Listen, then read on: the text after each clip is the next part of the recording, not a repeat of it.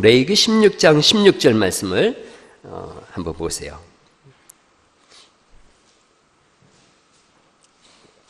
앞에 스크린에도 있으니까 한번 앞에 스크린에 레위기 16장 16절 같이 한번 읽어보시죠. 시작. 곧 이스라엘 자손의 부정과 그들이 범한 모든 죄로 말미암아 지성소를 위하여 속죄하고 또 그들의 부정한 중에 있는 회막을 위하여 그와 같이 할 것이요. 이렇게 돼 있어요. 중요한 단어가 두 개 나오는데 죄 때문에 지성소를 위하여 속죄하고 그랬어요. 지성소라는 단어가 나오고 회막이라고 하는 말씀이 나와요. 20절에 가면 또 이 말씀이 반복되는데 20절 말씀 읽어보죠. 시작. 그 지성소와 회막과 제단을 위하여 속죄하기를 마친 후에 살아있는 염소를 드리되. 무슨 내용이냐면 하나님을 어떻게 만날까라는 개념이에요. 구약은 이렇게 돼 있어요. 구약을 한마디로 딱 말한다면 하나님 우리에게 말씀하시는 거예요. 나는 너와 살고 싶다 이거예요. 나는 너와 살고 싶다. 그리고 오늘날 우리가 예수님 믿었어요. 성령님이 우리 안에 계시죠. 그러니까 나는 너와 살고 있다 이렇게 하시는 거예요. 영원한 하나님 나라 갔어요. 하나님이 우리에게 말씀하시는 거예요. 나는 너와 영원히 살고 싶다 이거예요. 구약의 주제가 뭐라고요? 나는 너와 살고 싶다. 지금 오늘날 우리가 예수님 믿었어요. 주님이 우리에게 뭐라고 말씀하세요? 나는 너와 살고 있다. 하나님 나라에서는 어떤 개념이에요? 나는 너와 영원히 살고 싶다. 우리를 만드신 지으신 목적이 뭐냐? 우리가 살고 싶으신 거예요. 하나님 우리가 살고 싶으셔서 그게 성경이 지향하는 바가 거기에 있어요. 난 너와 살고 싶다. 왜냐하면 우리를 하나님 사랑하시거든요. 우리를 사랑하세요. 사랑하면 어떤 생각이 들어요? 사랑하면 같이 살고 싶은 거예요. 같이 살고 싶은 거예요. 그렇죠? 이 앞에 계신 우리 박진원 지사님하고 양 권사님이 사랑하세요? 안 하세요? 사랑하죠. 그러니까 같이 사는 거죠. 그죠? 누가 먼저 프로포즈 했어요? 그랬을 것 같아요. 워낙 미모가 출중하셔서 그랬을 것 같아요. 우리 집도 뭐 그렇죠. 사랑하면 같이 살고 싶은 거예요. 제가 이렇게 25살에 교회 이렇게 처음 갔는데 예수님 믿고서 이제 막 이렇게 확 뒤집어졌어요. 그전에는 이렇게 야리야리하고 한 줌 허리만 지면은 그런 여자, 이렇게 막 바람에도 날아갈 것 같은 여자만 좋아라 했었는데 이렇게 눈이 확 뒤집어지니까 그냥 예수 믿는 사람만 보면 좋아 보이더라고요. 아내가 이렇게 나와가지고 막 이렇게 교회 처음 갔는데 막 찬양도 이렇게 하고 율동도 하고 그러는데 어머 어쩜 이영애하고 똑같이 생겼는지 그래서 저렇게 이쁜 여자가 있어? 그랬죠. 그래서 이제 제가 이제 프로포즈를 했어요. 너무 좋아 보이는 거예요. 프로포즈를 했더니 비웃더라고요, 저를. 비웃어 버리더라고요. 그래도 남자가 이렇게 한번 눈이 뒤집어졌는데 그 한번 프로포즈 했다가 외면당한다고 그냥 멈추면 남자도 아니죠. 그래서 틈날 때마다 마음과 뜻과 정성을 다 해서 날마다 죽든지 살든지 그 여자를 묵상하고 또 큐티하고 또 이렇게 기도하고 그랬어요. 하나님 저 여자 주면 제가 신앙생활도 잘하고 하나님 원하시는 대로 제가 살고 싶어요. 그랬어요. 그리고 6개월 뒤에 다시 제가 프로포즈를 했죠. 그랬더니 6개월 뒤에는 기도를 좀 해보겠다 그러더라고요. 6개월 전에는 비웃었는데 6개월 후에는 기도를 해보겠다 그래요. 그리고 3개월 뒤에 제가 기도해봤냐 그랬더니 교제를 한번 해보자 그러더라고요. 그래서 지금까지 교제하고 있어요. 5년간 연애했어요. 5년간. 우리 처갓집이 얼마나 질기게 반대를 하시는지 그 사람을 몰라보고 말이야. 저는 지금보다 그때 더 말랐었어요. 거의 52kg, 3kg 이렇게 나가니까 우리 처갓집은 장인어른도 100kg, 처남도 100kg, 마누라도 100kg, 아니 어쨌든 그랬는데 저를 보니까 이게 자기 집 반토막 같거든요. 그러니까 싫다 안 된다 그러고 우리 집사람한테도 정신 차리라 그러고 제가 그 예언의 은사를 안 믿어요. 그때 이후로 우리 큰처 형이 예언을 하는 거예요. 절대 저 남자는 아니라 그러고 그리고 또 그 우리 큰처 형의 예언이 얼마나 잘 틀렸는지 첫애는 무조건 아들이라 그러더니 딸 나왔고 둘째는 딸이라 그러더니 아들 나왔어요. 그랬는데 어쨌든 그렇게 해서 너무너무 같이 살고 싶더라고요. 그래서 집에 하숙을 했는데 우리 여사친 누나 집에서 하숙을 했는데 제가 그 집에 하숙생으로 들어갔지요. 목적은 하나예요. 그 여자 보려고. 그 여자도 거기서 하숙하고 있다는 걸 제가 알죠. 그래서 나 여기서 하숙할게. 그래서 하숙하는 거예요. 하숙하면서 보니까 우리 집사님 잠이 많아요. 거기가 2층 집인데 2층인데 옥상이 있거든요. 잠이 많은데 나는 아침에 일찍 일어나는 사람인데 아무리 이렇게 해도 안 나오네. 보고 싶은데. 그래서 옥상으로 올라가가지고 줄넘기를 하는 거예요. 그 여자 있는 방 위에서 좀 일어나라고 줄넘기를 막 쾅쾅쾅쾅. 그래도 안 나오는 거예요. 그래서 그때 알았어요. 잠이 많은 여자구나. 그래서 어쨌든 너무너무 좋았어요. 같이 살고 싶더라고요. 그래서 같이 살았어요. 하나님의 마음이 똑같아요. 사랑하니까 같이 살고 싶은 거예요. 그래서 우리를 지으시고 난 너와 살고 싶다. 난 너와 살고 싶다. 그런데 우리가 하나님과 같이 살려면 격이 맞아야 되거든요. 격이. 품격이 맞아야 되고 이 격이 맞아야 되는데 우리는 오전에 제가 읽은 말씀처럼 우린 죄인 중에 괴수인걸요. 하나님은 거룩하신 분이세요. 죄가 없으신 분이고 구별되신 분이세요. 그러니까 하나님은 하늘에 계신 분이세요. 우리는 이 땅에서 티끌로 지어진 인생인걸요. 하나님을 만날 길이 없는 거예요. 죄악 속에 있다 보니까 하나님과 같이 살고는 싶은데 우리는 하나님과 같이 살 자격이 안 되는 거예요. 그래서 하나님 없이 사는 게 우린 편하다고 생각하는 거예요. 어제 제가 청년들한테 그런 얘기했어요.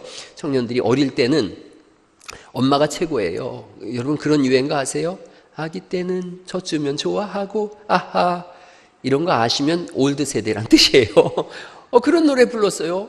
좀 더 크면 장난감이 좋고 좀 더 크면은 이제 점점 부모가 이상하게 초라해 보이고 작아 보이고 부모가 좀 없어 보이고 그래요. 그래서 부모를 이렇게 우리 세대를 보고 저 아이들이 뭐라고 했는지 아시죠? 꼰대라고 그러는 거예요. 왜냐하면 지들하고 문화가 안 맞거든요. 어제 꼰대에 대한 정의를 저도 들었어요.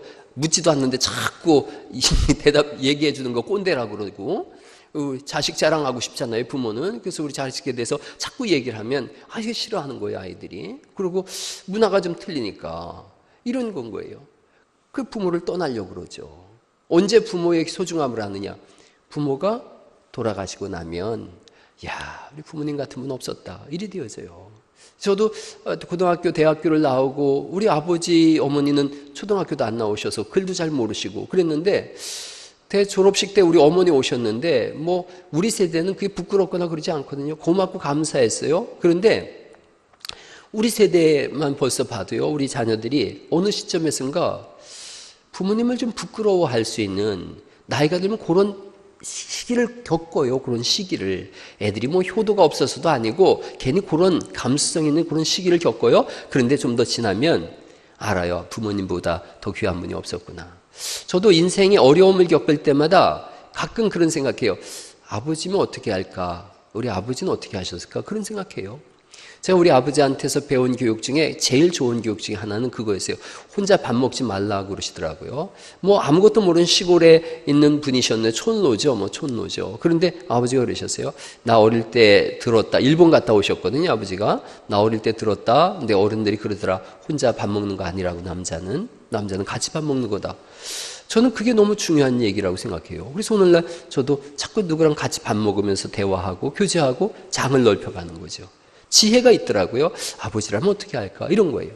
하나님에 대해서도 마찬가지예요. 믿음이 어느 정도 자라면 하나님이 좀 고추장스러울 때가 있어요. 하나님 자꾸 간섭하는 것 같고 하나님 없이는 좀 폼나게 살 텐데 특히 언제 하나님 없으면 제일 좋아요? 죄질 때 여기는 하나님이 안 계시면 좋겠는데 이 생각해요. 신앙이 깊어지고 하나님을 더 깊이 알아가면 하나님 한 분밖에 없다고 고백하게 되는 줄 믿습니다. 그 하나님과 같이 살아야 되는데 우린 죄 속에 있고 하나님은 거룩하시고 그러자 하나님께서 내가 너와 만날 장소를 정하겠다. 그게 회막이에요. 회막. 만나는 장소인 거예요. 만나는 장소를 내가 정하겠다. 거기서 나와 만나자. 회막을 만드셨어요. 자, 회막에서 만나는 거예요. 거기가 모임의 장소예요. 그런데 그냥 만날 수가 없잖아요. 죄가 있으니까.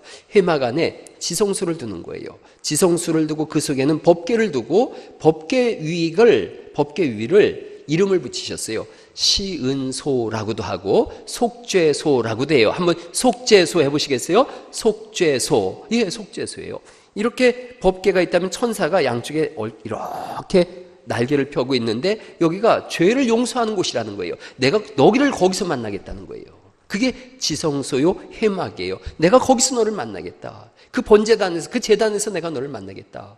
하나님이 우리를 만나주시는 장소예요. 거기서 너의 죄를 용서할 것이며 네가 나와 같은 격을 가진 하나님의 자녀로서 내가 너를 만나주겠다. 그게 신앙이에요. 그게 교회예요. 여러분, 창세기, 출애굽기, 레위기, 민수기, 신명기잖아요. 창세기는 신명기하고 이렇게 같은 주제를 가지고 있어요. 그래서 창세기에 야곱이 12아들에게 축복 기도를 하잖아요. 신명기에는 모세가 마지막에 사람들을 향해서 축복의 기도를 하잖아요. 또 요 출애굽기하고 민수기가 광야 생활을 잘 드러내고 있어요. 광야 생활을. 그럼 가운데 하나 남죠. 이게 뭐예요? 레위기예요. 그래서 성경은 레위기를 중심으로 해서 창세기, 출애굽기가 레위기를 지향하고 있어요. 또 민수기, 신명기도 레위기를 지향하고 있어요. 그래서 이 가운데 손가락, 이 레위기를 향해서 쭉 나가는 거예요. 창세기는 하나님을 떠난 백성들이에요. 떠나니까 창세기 50장에 요셉이 죽잖아요. 요셉이 죽어서 장사되었더라. 죽어요. 하나님을 떠났어요. 출애굽기가 뭐냐? 돌아오는 길을 만든 거예요. 네가 나에게로 돌아오는 길을 내가 만들어주겠다. 만든 거예요. 그럼 어떻게 돌아올까요?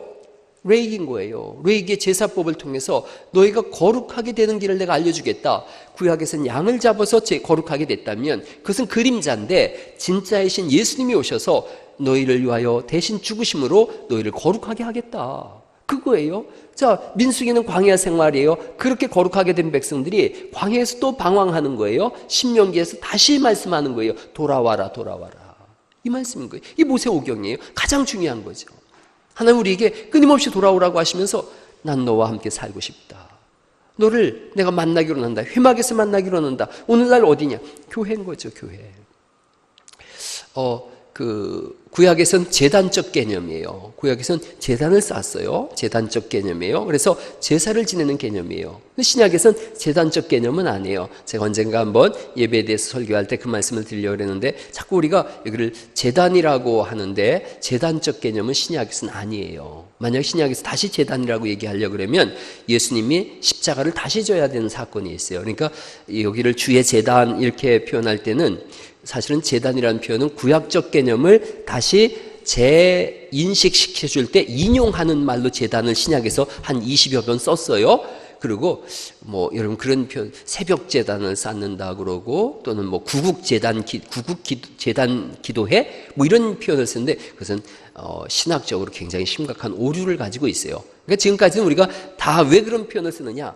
우리 위에 있는 목사님들이나 부흥 강사들이 막 새벽 제단을 쌓으라 그러고 주의 제단이라고 그러고 그러니까 우리가 들은 게 제단이 그거니까 우리도 제단 앞에 나왔습니다. 이렇게 표현을 쓰는데 오늘날 제단이라는 개념은 구약적 개념으로 신약에서는 더 이상 제단이라는 표현을 쓰면 사실은 안 돼요. 심각한 오류를 가지고 있게 되어지는 거예요. 뭐하고 똑같으냐면 여기를 성전이라고 하지를 않는다라고 제가 말씀드렸죠. 여기 성전이 아니라 뭐라고 표현한다 그랬어요? 예배당, 교회당, 예배당. 여기를 성전이라고 하려면 이 성전은 고유명사로 예루살렘 성전 딱 하나밖에 없는 거예요. 그래서 예루살렘 성전만 성전이라 그러고 여기를 예배당이라고 하는 거예요. 만약 여기가 성전이다 그러면 아주 또 심각한 신학적 오류가 있어요. 그래서 성전 건축이라는 말은 안 맞는 말인 거예요. 성전 건축이라는 표현은 사실은 없어져야 될 표현이에요. 예배당 건축이다. 이거 좋잖아요. 교회당은 우리가 예배하는 곳이다. 그런 거죠. 예배하는 집이에요. 예배하는 집에 강단인 거예요. 여기는 제단이 아니라 강단이에요. 강단이라는 게 뭐냐? 말씀을 강해하고 선포하는 제단, 말씀을 선포하는 그걸 강단이라고 하는 거예요. 그래서 학사 겸 제사장이었던 에스라가 나무로 만든 강단에서 말씀을 전파했다. 그렇게 성경이 말씀하고 있는데 강단이라고 하는 거예요. 여기가 제단이다 그러면 오늘날 저도 여기서 제사 지내야 돼요. 양을 잡아가지고 막 피를 뿌리고 제사를 지내야 되는데 그런 개념이 아니에요. 그러니까 그런 건 하나를 좀 이제 기억을 해두시되 중요한 건 그거예요. 여기가 뭐 하는 곳이냐? 만나는 곳이에요. 위로는 하나님과 만나고 옆으로는 성도들과 만나는 거예요. 그 만남의 공부가 이루어지는 곳이고 그리고 궁극적으로는 우리가 하나님을 만나는 거예요. 하나님과 영원히 사는 그 공부를 하는 거죠. 여러분 한번 민수기 8장을 한번 넘어가 보시죠. 그러면 어떻게 되는지 한번 보시죠. 민수기 8장 1절 말씀부터 보시면 민수기 8장 1절에 이 말씀이 있어요. 한번 되게 중요하니까 한번 읽어보죠. 민수기 8장 1절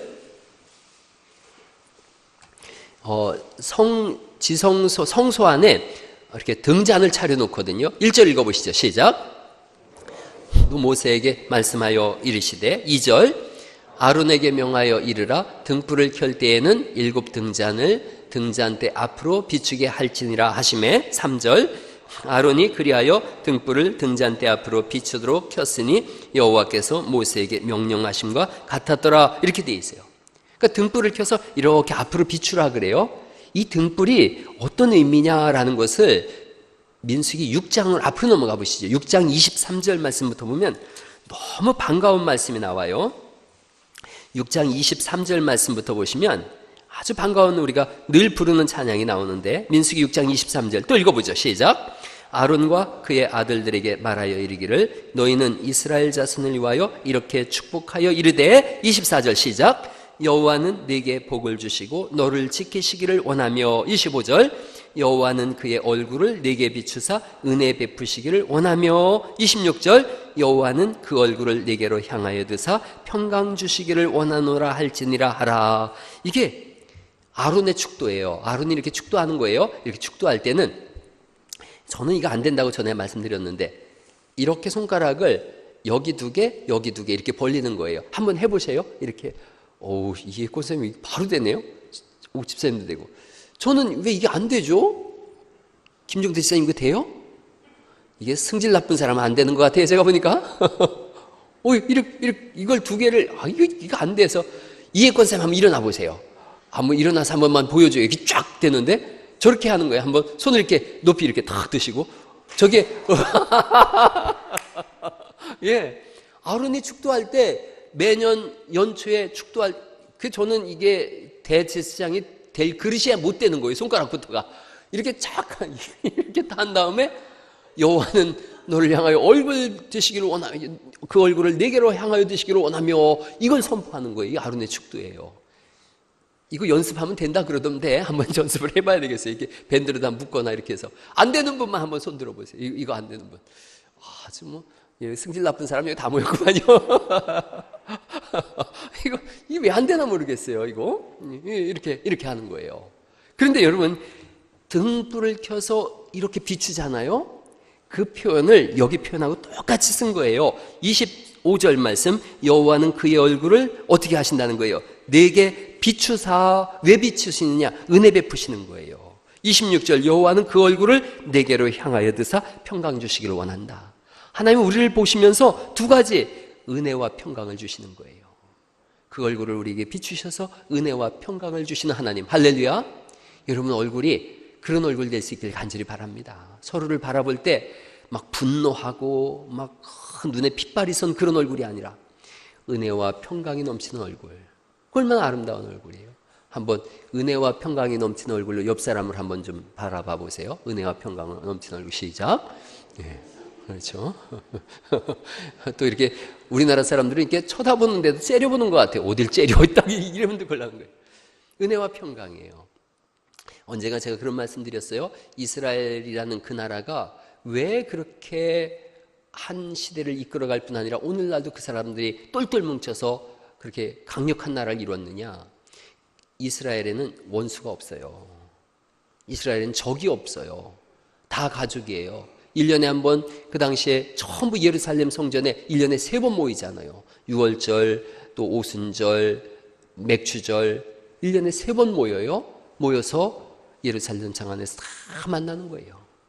다 만나서 안부를 묻고 가족됨을 누리고 그런 거예요.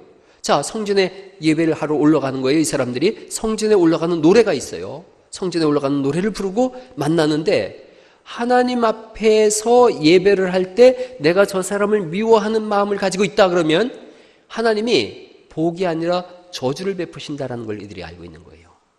그러니 천하 없어도 하나님이 보고 계시는 걸 알고 있으니까 천하 없어도 저 사람과 화해하고 가야 되는 거예요.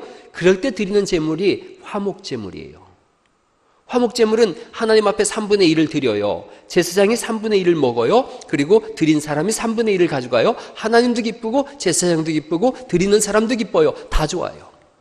자, 이제 또 화목제물은 절대로 혼자 먹으면 안 돼요.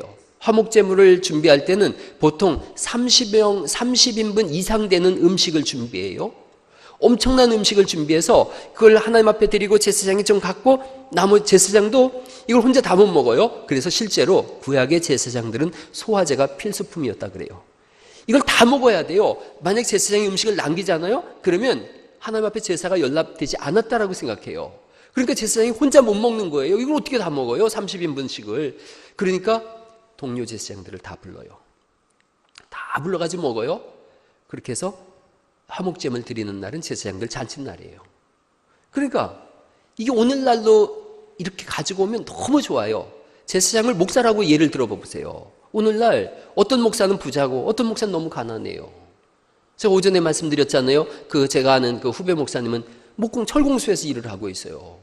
제가 지난번에 여선교회가 권사회가 놀러 가려고 1박 2일 준비한 그 라면을 제가 살짝 들여다 거기다 갖다 줬어요. 쌀한 푸대하고 그거 갖다 줬어요. 그랬더니 범인 찾느라고 아주 애들 쓰셨다 그러던데, 여러분 제사장이 먹는 것을 나눈다고 생각해 보세요. 이스라엘의 제사장들은 11조를 어떻게 하냐면 돈이 들어오면 11조를 해야 되는데 누구한테 하느냐? 제사장한테 해요. 제사장한테 하면 그 제사장은 또 11조를 제사장한테 하고 하면 이게 돌고 하면 똑같은 생활을 유지하게 되어져요. 오늘날 우리는 어떤 사람은, 어떤 목사는 막 엄청나게 좋은 걸 타고 다니고 어떤 목사는 자전거 타고 다니고, 성경적인 그런 삶의 기반을 잃어버린 거죠. 자, 제사장은 두 번째 치고 화목제물을 드린 사람을 생각해 보세요. 우리 홍길남 집사님이 화목제물을 드렸어요. 너무 많은 음식이에요. 자기 가족이 다 못 먹어요. 그러면 동네 분들한테 나눠 먹어야 돼요. 다 먹어야만 하나님이 받으셨다고 생각하거든요. 그런데 평소에 홍길남 집사님이 인덕이 좋으셔서 불렀더니 다 왔어요. 화목해진 거예요. 김종태 집사님이 화목제물을 드렸어요. 아주 평소에 아주 최고 악당이야? 아무도 안 왔어요. 그러면 혼자 배 터지고 먹다가 끝내 다 못 먹죠. 그럼 하나님이 안 받으신 제물이 되어지는 거예요. 그러니 화목제물을 드리려면, 효과 있게 드리려면 어떻게 해야 돼요? 사전에 가서 빌어야 돼요. 나 화목제물 드리고 음식 가져올 텐데 나를 좀 용서해 줘. 그러는 거예요. 그러면 그럴 때 상대방의 반응이 더 중요해요. 상대방이 어떻게 반응을 해야 되냐면 진심을 가지고 내가 가서 용서를 구하거든요. 그러면 받아들여야 돼요. 받아들이고 그래 내가 용서할게 라고 해야 돼요. 안 그러면 내게 임할 저주가 그쪽으로 가는 거예요. 그러니 이스라엘 사람들은 1년에 3차례는 반드시 화해의 시간이 갖고 내가 가서 용서를 구하면 그때 가장 아름다운 얼굴로 나를 맞아야 돼요. 가장 아름다운 얼굴이 뭐냐? 은혜와 평강의 얼굴이에요. 그게 용서한 얼굴이에요? 웃는 얼굴이에요. 웃는 얼굴로 이 고개를 끄덕거리면서 내가 용서할게요 라고 해야 돼요. 그걸 1년에 3차례씩 하고 있어요. 화목제물 드릴 때도 하고 있어요. 그러니 원수가 없어지는 거예요. 교회는 어떨까요? 오늘날 교회는 한 번 원수는 영원한 원수야. 천국 가서도 난 너 안 봐.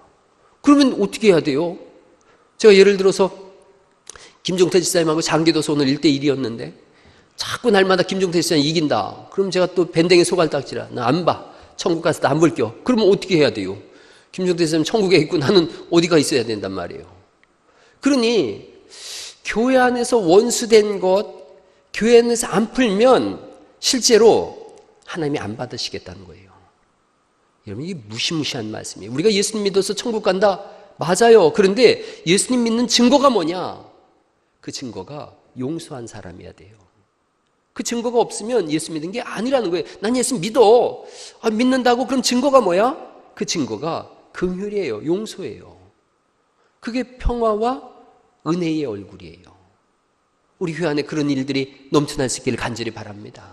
그걸 위해서 우리 연약한 육신이잖아요. 이 전부 다 속이 이런 것 같지만 나이가 들면 들수록 자꾸 속이 좁아지더라고요. 저는 이게 넓어질 줄 알았는데 남자들은 특히 제가 남자들 뭐라 그래서 자꾸 그러는데 50 넘으면 속이 좁아지고 그래서 엊그제 제가 어떤 분들하고 얘기 나누다가 하도 좁아져서 이제 속이 없어 이렇게 돼버렸는데 그게 자꾸 한번 이렇게 엮이면 절대로 안 풀려고 그래요. 안 풀고서 그냥 끝까지 너 죽고 나 죽자 이러고 가는 거예요. 그게 교회 아니에요.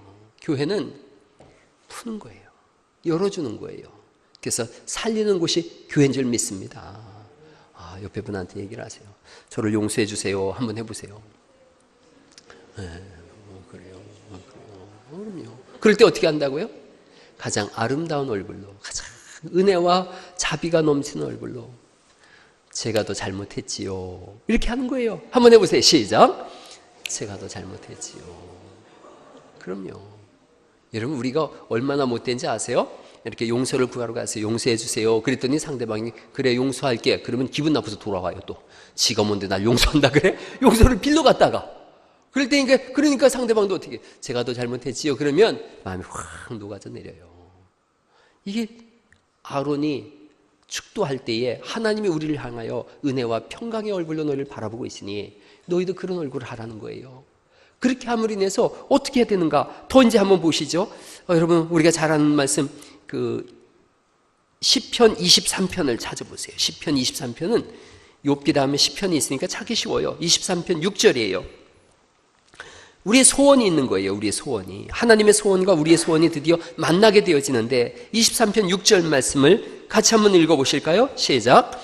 내 평생의 선하심과 인자하심이 반드시 나를 따르리니 내가 여호와의 집에 영원히 살리로다. 하나님의 소원이 우리 안에 들어온 거예요. 난 너와 함께 살고 싶다. 그랬더니 우리도 나는 여호와의 집에 영원히 살기를 원합니다. 이 고백을 하는 거예요. 여러분 27편으로 또 넘어가 보시죠. 27편 찾은 김에 뭐 더 찾아보는 거죠. 시편 27편 4절 말씀입니다. 4절 말씀 읽어보죠. 시작. 내가 여호와께 바라는 한 가지 일 그것을 구하리니 곧 내가 내 평생에 여호와의 집에 살면서 여호와의 아름다움을 바라보며 그의 성전에서 사모하는 그것이라. 똑같은 말씀이에요. 나는 하나님의 집에서 살고 싶어요. 하나님과 함께 살고 싶어요. 이 마음이 우리 속에 들어온 거예요. 여러분 시편 84편으로 이제 넘어가 보세요. 쭉 넘어가서 84편은 1절 말씀부터 4절까지 한번 읽어보죠. 시편 84편 1절로 4절 말씀인데 이런 건 거예요. 제가 1절 읽어보죠. 만군의 여호와여 주의 장막이 어찌 그리 사랑스러운지요. 주의 장막, 주의 집을 말씀하고 있어요. 그거를 2절에는 이렇게 표현하고 있는데 2절 읽어볼까요? 시작. 내 영혼이 여호와의 궁정을 사모하여 쇠약하며 내 마음과 육체가 살아계시는 하나님께 부르짖나이다. 주의 장막을 2절엔 뭐라고 표현하고 있어요? 여호와의 궁정이라 그래요. 3절 또 읽어보죠. 시작. 나의 왕 나의 하나님 만군의 여호와여 주의 제단에서 참새도 제 집을 얻고 제비도 새끼들 보금자리를 얻었나이다. 그러면서 4절 말씀이죠. 시작. 주의 집에 사는 자들은 복이 있나니 그들이 항상 주를 찬송하리이다. 나 주님 집에 살고 싶어요. 이런 거예요. 죄 많은 이 세상은 내 집 아니네. 내 모든 보화는 저 하늘에 있네. 찬송하죠. 우리가 저 하나님 나라 바라보는 거예요. 함께 갑시다. 내 아버지 집, 내 아버지 집, 내 아버지 집. 함께 갑시다. 내 아버지 집, 참된 기쁨 있는 곳. 하나님이 하늘에서 답가를 보여주시는 거예요. 답가를, 그 찬송에 대한 답가가 그런 거예요. 참 잘 불러야 되는데 저 푸른 초원 아래 구름 같은 집을 짓고. 여러분 저하고 같은 세대가 아니에요? 거기 추임새가 있는데 다시요. 저 푸른 초원 아래. 그렇죠? 주님이 그렇게 하시는 거예요. 저 넓은 하늘 위에 천국을 지으시고 거기서 너와 함께 영원히 나 살 거다. 할렐루야. 거기가 우리 집이에요. 여기가 우리 집 아니에요. 이 세상이 우리 집 아니에요. 뜬구름 같은 세상에서 잡을 거 없어요. 영원한 하나님 나라가 있는 거예요. 거기서 영원히 살 거예요. 제가 종종 몇 년에 한 번씩 그런 말씀 드리는 거 있어요. 내가 제일 기쁘고 좋을 것은 천국에서 여러분 만나서 함께 살 거예요. 얼마나 좋은지 몰라요. 지금이야 뭐 제 속을 여러분이 얼마나 알겠어요. 여러분 속을 또 제가 알면 얼마나 알겠어요. 잘 몰라요. 때로는 오해도 생기고 또 불신도 생기고 어려움도 있고 뭐 그래요. 그러나 천국 가면 성경에 보니까 그때는 얼굴과 얼굴을 맞대고 알리라 그렇게 말씀하고 있어요. 그때는 속이 다 드러난다는 거예요. 그러면 그때 여러분이 알 거예요. 내가 여러분을 얼마나 사랑하는지 그때 비로소 알 거예요. 또 저도 알 거예요. 여러분이 저를 얼마나 사랑하는지 알 거예요. 그게 천국이에요. 천국 가는 일에 어떤 미움과 질투와 시기와 이런 것들이 장애물로 있지 않기를 간절히 바랍니다. 천국이 얼마나 재밌을까요? 얼마나 재밌을까요? 여러분들 내면서 얼마나 좋을까요? 이렇게 예배드리고 헤어질 때 다음 주 언제 오나 빨리 다음 주 돼야지 되는데 저는 그래요. 여러분은 다음 주 지긋지긋하게 또 한 주간을 또 이러시나요? 저는 다음 주 빨리 오면 좋겠다.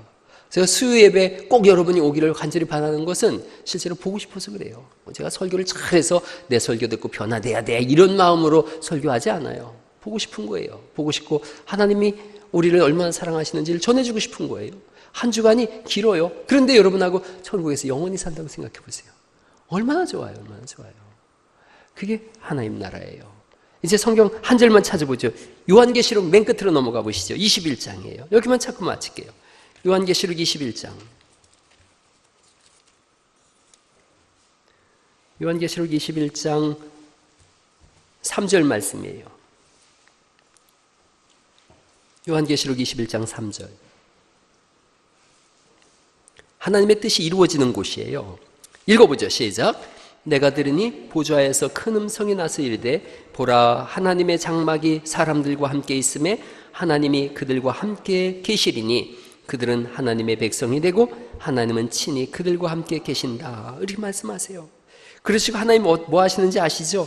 엄마 같은 하나님, 아빠 같은 하나님, 우리를 지으신 영혼의 창조자 하나님께서 4절이죠. 모든 눈물을 그 눈에서 닦아주시니 다시는 사망이 없고 애통하는 것이나 곡하는 것이나 아픈 것이 다시 있지 아니하리니 처음 것들이 다 지나갔음이로라. 복음의 완벽한 승리예요. 이 일을 위해서 하나님은 열심을 내고 계시고 이 일을 위해서 하나님은 멈추지 않고 계시고 이 일을 위해서 그 아들 예수 그리스도까지 주신 하나님께서 무엇인들을 아끼시겠느냐라고 성경이 말씀하고 있고 우리의 손을 꼭 붙잡고 날마다 앞으로 나가게 하셔서 결국은 하나님 나라 백성으로 우뚝 서게 하실 줄 믿습니다. 오늘 삶의 환경이 어떨지 제가 잘 몰라요. 어려움이 있는지 눈물이 있는지 그 속속을 잘 모르지만 속속을 다 알고 계세요. 그 하나님이 일하세요. 하나님이 주관하세요. 우리 자원이가 내일 군대 가요. 근데 요즘 군대가 몇 개월이냐 그래서 한 18개월 될걸요? 그랬더니 제 앞에 있던 집사님이 아이고 거꾸로 묶고 나도 가지요. 뭐 그 정도는 그런 얘기 하더라고요. 근데 군생활 가면서 두려움이 왜 없겠어요? 마음에 두려움도 있고 긴장도 있고 그렇죠. 낯선 곳에 가니까. 저처럼 군대 갔다 온 사람은 그냥 아무것도 아니에요. 가서 총도 주니까 총놀이도 해주고 밥도 주고 옷도 주고 세상 재밌는 데가 군대인데 그런데 막상 가려면 두려움이 있죠. 그런데 걱정할 거 없어요. 한 걸음 한 걸음 하나님이 인도하시는 줄 믿습니다. 이제 새학기가 되면 우리 아이들이 공부하러 각지에 흩어져요. 내가 들어보니까 어제 우리 자원이하고 귀희하고 이렇게 파티 열어주더라고요. 귀희도 광주로다가 이제 또 공부하러 가서 2주에 한 번씩 이렇게 온다 그러고 각지에 이제 개학하면 아이들이 흩어질 거예요. 자녀들이 눈에서 안 보이면 염려되죠. 걱정할 거 없어요. 여러분을 보호하시고 이끄신 하나님이 여러분의 자녀들을 더 귀하게 이끄실 거예요. 오늘보다 내일 더 좋게 하실 거예요. 자녀를 향한 복이 천대까지 가게 하시다고 그렇게 말씀하셨잖아요. 걱정할 거 없어요. 내일 아이들 제주도 가요. 3박 4일 가요. 그때 목사는 기도해요. 제가 주부에 냈어요. 여러분 같이 기도하세요. 가면서 뭐 걱정할 거 없어요. 비행기가 떨어질라나 뭐 그런 거 걱정할 거 없어요. 가서 하나님 만드신 자연들을 볼 거예요. 그리고 믿음의 성장과 성숙을 이뤄가지고 갈 때보다 올 때 더 빛난 얼굴로 올 줄 믿습니다. 그렇게 기도하세요. 하나님이 행하실 그 일들을 위하여 기뻐하며 또 기대하면서 기도하세요. 그런 일들이 점점 일어날 거예요. 제가 주일학교 100명 되면 해외여행 보내주겠다 그랬는데 저는 그런 게 일어날 것 같아요. 주일학교, 중고등부, 청년부 막 성장하고 작년부도 성장하고 그렇게 될 것 같아요. 말씀 마칠 거예요. 3일 전에 영국에서 주일 예배 의무화를 폐지하는 그런 법률이 통과됐어요. 주일날 예배를 의무적으로 드려야 됐는데 교회가 하도 텅텅 비다 보니까 서너 명씩밖에 없는 거예요. 그러니까 성공의 신부들이 가서 예배를 집전하는데 성공의 신부들이 너무 많이 돌다 보니까 과로로 쓰러지기 시작했어요. 그러자 예배를 주일날 꼭 안 드려도 된다 이렇게 돼버렸어요. 그 배경이 뭐냐? 교회가 텅 비어서 그래요. 그런데 그 말을 듣고 한국의 기독교 학자들이 무슨 표현을 썼냐면 10년 뒤에 이 상태로 가면 10년 뒤에 한국 교회는 군소 종교가 될 거라는 거예요. 교회가 텅텅 빌 거라는 거예요. 그러면서 그 예증으로 교회들마다 그 연령대를 보라는 거예요. 대부분 노인들만 가득 있는 게 한국교회 현실이래요. 그러니까 목사도 노인들에 맞춰서 설교를 해야 되고, 그러다 보니까 젊은 사람들이 왔다가는 그냥 가는 거예요. 근데 우리 교회를 한번 이렇게 쭉 둘러보세요. 둘러보시면 90 넘은 분이 한 분도 없어요, 우리 교회. 80 넘은 분이 한두 분밖에 안 계세요. 젊어요. 젊다는 게 장단점이 있지만 미래가 있는 거예요. 여러분, 교회를 한번 힘있게 세워나갈 수 있기를 간절히 바랍니다. 주님을 의지하고 힘있게 세워나가세요. 제가 이 3월 10일 날 우리 교회 장로 피택 그 선거를 해요. 제가 사람을 뽑는 거예요. 장로님들을 세우는 거예요. 힘있게 세워나가려고 그래요. 기도 많이 해주세요. 장로 후보자들 낙담하지 않게, 낭망하지 않게 기도 많이 해주시고, 지금 계신 두 분의 시무장로님과 두 분의 협동장로님을 위해서 많이 기도해 주세요. 그래서 이분들이 우뚝 서서 교회 기둥이에요. 기둥으로, 여기 보면 교회 이렇게 기둥이 있어야 건물이 쓰거든요. 기둥으로 우뚝 서서 교회를 잘 세워나갈 수 있도록 기도해 주세요. 그래서 이 선거가 잔칫날이 될 수 있도록, 우리 교회 큰 잔치가 될 수 있도록 그렇게 기도해 주시고, 교회 성장과 부흥을 위해서 끊임없이 기도해 주세요. 전도부에서 저한테 요청했어요. 한 달에 한 번씩 그 총동원 전도주의를, 토요일 날 전도일을 잡아서 하기를 원합니다. 그래서 계획 세워서 하자 그랬어요. 그래서 매주 이제 한 달에 한 번씩 토요일 날 전도회가 이루어질 거예요. 그때 온 교회가 나와서 전도하게 될 거예요. 그런 프로젝트들이 계속해서 진행되어져 가고 있어요. 소망이 있어요. 내일이 있어요. 미래가 있어요. 그 모든 것에 하나님이 계세요. 할렐루야. 이 한 주간도 믿음으로 살아가셔서 다음 주에 올 때는 승리의 전리품과 함께 또한 잃어버린 영혼을 꼭 찾아서 돌아오는 그런 은혜가 있기를 예수님 이름으로 축원합니다.